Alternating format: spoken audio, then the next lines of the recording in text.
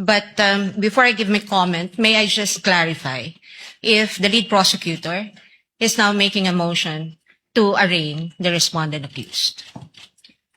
Your Honor, whether this is arraignment or otherwise, the motion of the prosecution is very much consistent with the Senate rules on impeachment. I think the question, Your Honor, is very simple. As I have It's mentioned, answerable Your by Honor. yes or no, Your Honor. Rule Is the 7, lead prosecutor, Rule 9, is the lead Let prosecutor this not be a debate between the requesting councils. for the respondent accused to Counsel be for arraigned, Your Honor? respondent, kindly make your comments and avoid asking questions from the counsel for the prosecutor. We will recognize the counsel for respondent for her comments on the Your Honor, I believe I have a standing question to the lead prosecutor, and I would like to ask her for the legal basis for requiring the respondent to be arraigned today.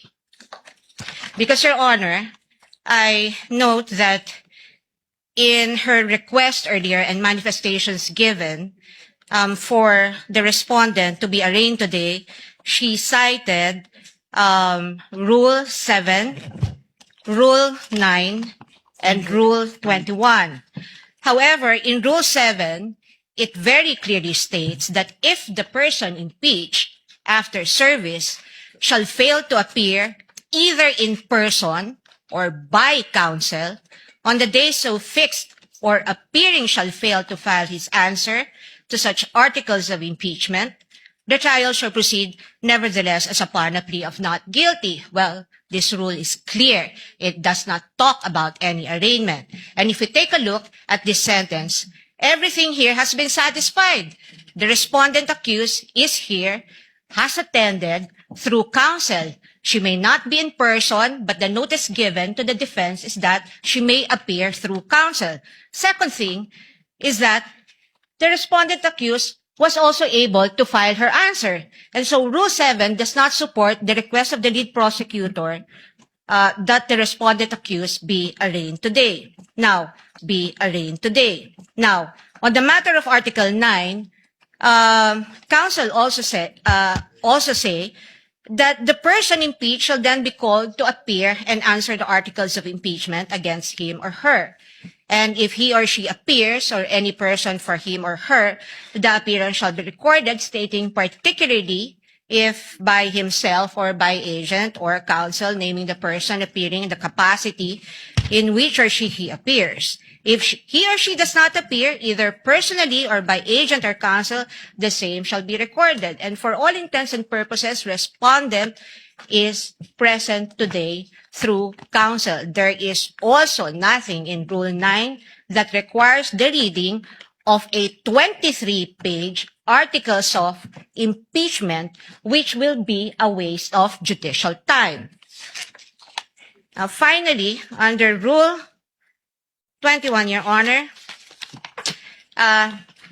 may I just correct the manifestation earlier by counsel, because it would seem to me, unless a reading of the transcript would say that I'm mistaken, but I seem to have heard the lead prosecutor claim that the voting on the articles of impeachment will be per article. Well, that's true, but the first sentence of Rule 21 says, the trial of all the articles of impeachment shall first be completed before the senators vote on the final question on whether or not the impeachment is sustained.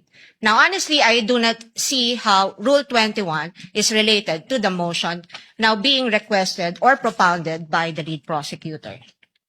And at any rate, Your Honor, given that the respondent is represented by her counsel today, and this is consistent, her appearance is consistent with the notice given and in accordance with the rules on rules of procedure of this court, then we can enter her plea on her behalf.